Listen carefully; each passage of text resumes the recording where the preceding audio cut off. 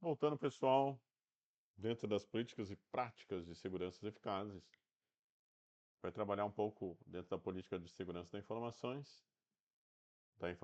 quais são as políticas e práticas que as empresas podem adotar para garantir a segurança da informação e a proteção de dados. A gente vai citar aqui e ver, né, como a gente vem tratando ali, exemplos, né? Então vamos tratar aqui as mais importantes, né? Então, dentro disso, tá, são documentos que definem as regras e diretrizes para a proteção das informações. Elas devem ser claras, abrangentes e aplicáveis a todos os funcionários. Dentro disso, a gente tem alguns exemplos: políticas de senhas, política de uso aceitável, política de acesso e política de respostas a incidentes. E a gente vai citar, conversar sobre cada uma delas, tá? A gente vai conversar ao longo dessa disciplina. Dentro disso, vamos falar sobre políticas de senhas. O que é políticas de senhas? É aquilo que estabelece regras para a criação e uso de senhas fortes, né? Que é um horror. Eu sempre acho um horror. Isso que eu sei, né, o porquê. Isso que eu sei, os motivos que eu não consigo, eu tenho dificuldade de mudar a senha, quando regularmente o PROA do Estado pede para eu mudar a senha, colocar uma senha forte, colocar uma senha com arroba, colocar uma senha com não sei o que, colocar uma senha não sei quando, mudar todo mês, eu esqueço a senha, porque eu tenho que ficar mudando a senha, né? E aí você não pode colocar uma senha parecida com a outra, é um horror, né? Mas tem um motivo, né? Então, dentro do exemplo, é exigir que senhas com pelo menos 12 caracteres, incluindo letras maiúsculas, minúsculas, números e símbolos, e essas políticas de senhas, de troca de senhas, mas é uma forma de você deixar a segurança mais eficaz, porque as pessoas vão, né, buscando essas senhas, buscando. Então, tem essa política de senha, geralmente, né? Acho que todas as instituições sérias têm isso, para que uma segurança para você enquanto usuário, seja cliente ou seja colaborador. Política de acesso. O que é política de acesso? É aquilo que eu falei para vocês, né? Da importância, definir quem tem acesso a quais informações e quais sistemas. Você não pode deixar dentro da tua empresa todo mundo ter acesso a tudo, pode gerar uma problemática muito grande. Então, apenas alguns funcionários, que é o que eu citei para vocês anteriormente, do setor financeiro, têm acesso aos dados bancários da empresa. Política de respostas a incidentes. O que é isso? Né? É o que a gente teve dificuldade, a gente não estava preparado no Rio Grande do Sul, em Porto Alegre, né? Em vários outros locais, né? Aquilo que aconteceu. Então, essas políticas definem os procedimentos a serem seguidos em caso de incidentes de segurança, como ataques cibernéticos ou vazamento de dados, né? O que acontece? Pô, vazou os dados, como é que eu recupero? Ah, pegaram informações. Né? Aconteceu algum incidente, como é que eu trato isso? Tá? Então, exemplo, notificar imediatamente a equipe de segurança e as autoridades competentes em casos de suspeita de invasão. Tem alguém invadindo o sistema, tem que ter uma política, tem que ter algo que tente evitar isso, dar uma resposta a algum incidente que ocorreu. Por fim, política de uso aceitável, tá?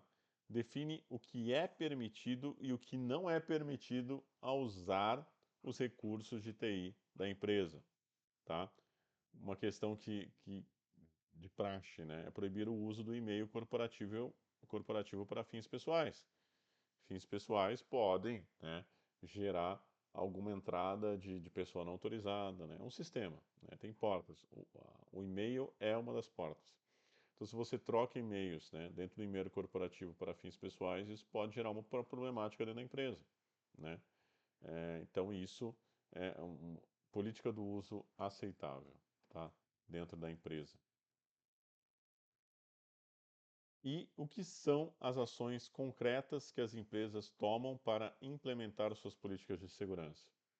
Vamos dar aqui alguns exemplos: criptografia, backups regulares, firewalls, testes de intrusão, autentificação multifator. Vocês vão lembrar o que é isso, se não sabem, vocês vão lembrar porque fazem isso regularmente.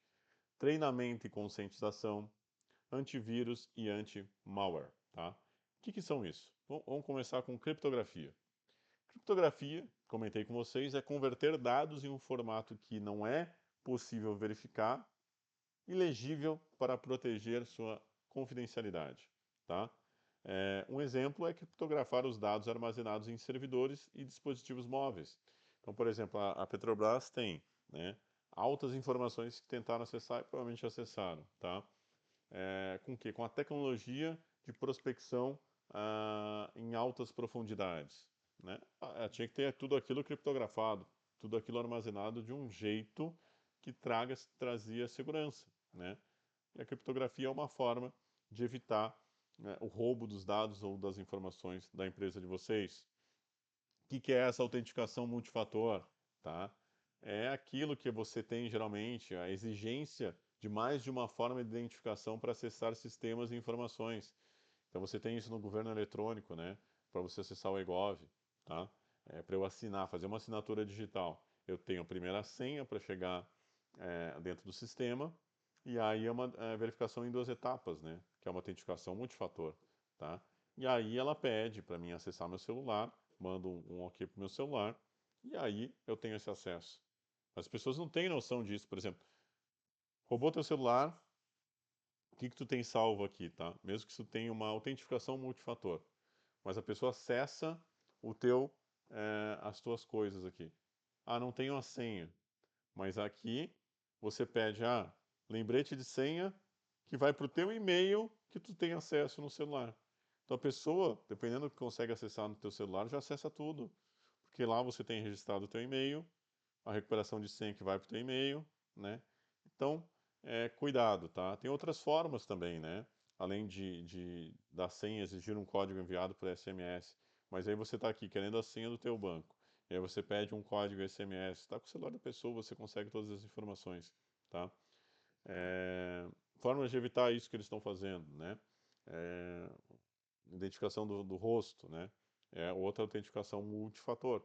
Além da senha, você verifica se é o rosto da pessoa, verifica se ela. Então, mas isso tudo as pessoas tentam burlar de alguma forma. O que são os firewalls, tá? São as barreiras de segurança que controlam o tráfego de rede, bloqueando acessos não autorizados, tá? Um grande exemplo disso é implementar firewalls em todos os pontos de entrada da rede da empresa.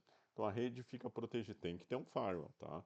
Fica protegida contra invasões, como a gente tem ilustrado na figura. Então tem que contratar, tem que comprar ou ter dentro do grupo de informática de vocês pessoas que desenvolvam esse tipo de proteção, tá?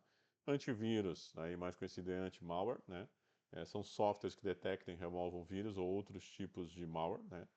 É, então, é uma política que tem que ter, você tem que ter um antivírus, tem que manter atualizado em todos os computadores da empresa, não só nos principais, porque pode ser o ponto de entrada, o ponto é, de infectar o seu sistema, e sempre atualizado, porque sempre há registros de vírus novos por aí, tá?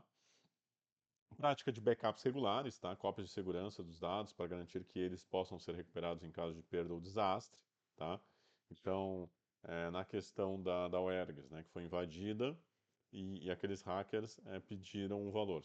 Eles fizeram backup em seguida. A gente perdeu uns 2 dias de dados e informações naquela época, pelo que eu me lembre, né? Porque eles faziam. Porque é difícil fazer backup, né? Tem um tempo, demora, tudo mais, exige um monte de questões ali que geram custos, né? Então, alguns backups eles fazem, né? Tudo isso já tem bem especificado, né? Na segurança de dados, tem uma área dentro da TI que estuda isso, né? Então, eles faziam regulares e gerais totais a cada uma semana, tá? Então, backups diários dos dados críticos da empresa, armazenar em local seguro, que não vai encher de água, né? Como aconteceu dentro do desastre que aconteceu no Rio Grande do Sul, tá?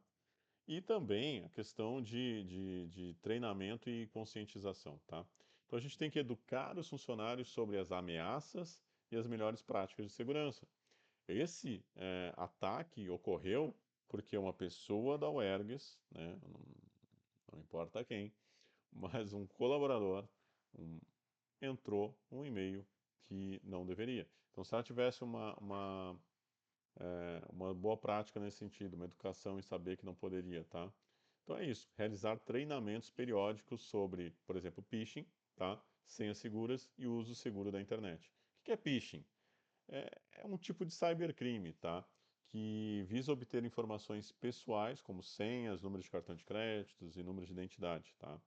Esses criminosos podem se passar por empresas ou autoridades confiáveis, né, como bancos, correios, governos ou corporações. Então, phishing é isso, é aquele e-mail que ele tenta acessar para pegar algumas informações relevantes tuas ou da própria empresa, né, e que a gente tem que tentar evitar ao máximo, tá? Dentro disso, né, testes de intrusão, o que que é isso? O próprio nome intrusão é um ataque, né? É você tentar invadir, tá? Então, o que são esses testes? São simulações de ataques cibernéticos, tá? Para identificar as vulnerabilidades nos sistemas e redes da empresa. Um exemplo é contratar empresas especializadas para realizar testes de intrusão e avaliar a eficácia, tá, das medidas de segurança. Então, isso acontece, por exemplo, com as urnas eletrônicas, tá? Eles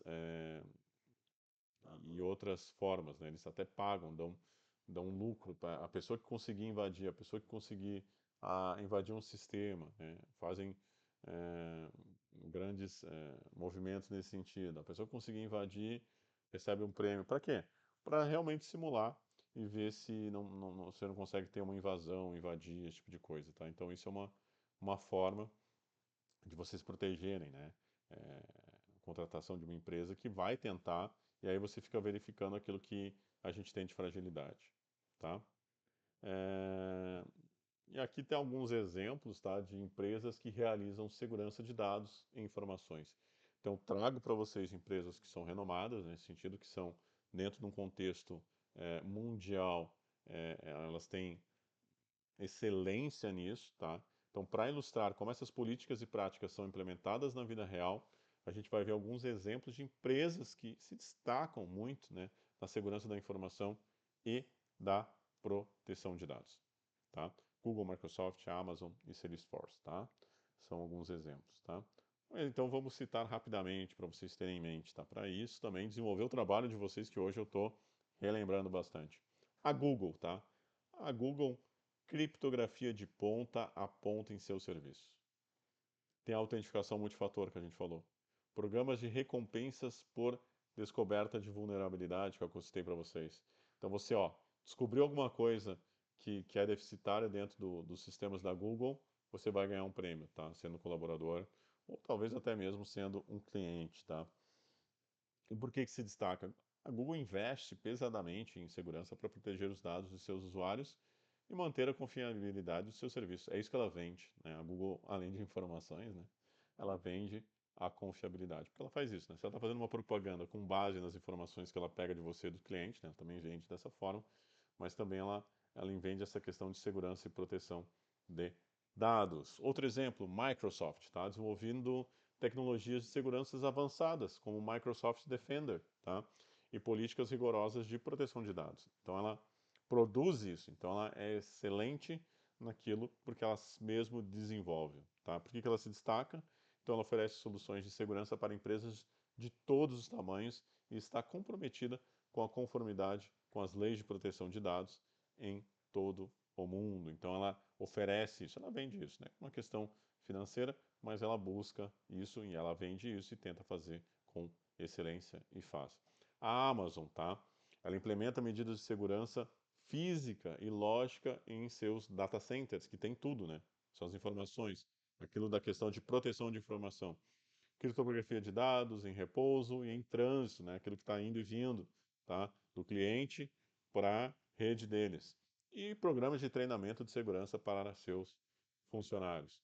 E por que que se destaca? Tem a Amazon Web Service, tá? A AWS, tá? Que é uma das plataformas de nuvens mais seguras do mundo, tá? Que oferece uma ampla gama de serviços de segurança a nós, que eu sou cliente, aos seus clientes, tá? E tem um exemplo aqui que talvez vocês não conheçam, mas é muito boa, a Salesforce, tá? Que faz a criptografia de dados. A criptografia é extremamente importante. Quem guardar informações, a gente conversou sobre isso, autentificação multifator, monitoramento contínuo de segurança e programas de conformidade, como as leis de proteção de dados, tá? Ela é uma empresa americana de software on demand, tá? Que você pede, eu quero um software assim assim e ela faz, tá? Ela é conhecida por ter produzido o CRM, tá? Chamado Sales Cloud, né? Então ela é bem conhecida nesse sentido. Além dessa solução, a empresa conta com outros produtos como foco em atendimento ao cliente, tá? Então, o atendimento ao cliente em que áreas? Tá, marketing, inteligência artificial, gestão de comunidades, criação de aplicativos, entre outras frentes. Então, ela é excelente, ela tem excelência nisso, tá? Então, ela é líder de segurança de dados na nuvem, tá? Que protege as informações de seus clientes com tecnologias de ponta e políticas rigorosas, tá? E por fim, né, se eu me lembro, as empresas do setor financeiro, bancos e seguradoras, tá? Eles implementam sistemas, porque eles vão perder muito, né? De detecção de fraudes. É bem difícil fazer movimentação financeira, porque elas têm, é o seu dinheiro, é o nosso dinheiro, é o dinheiro delas, né? Então elas têm um imenso sistema de detecção de fraudes, criptografia de dados, autenticação biométrica, políticas de segurança robustas, né?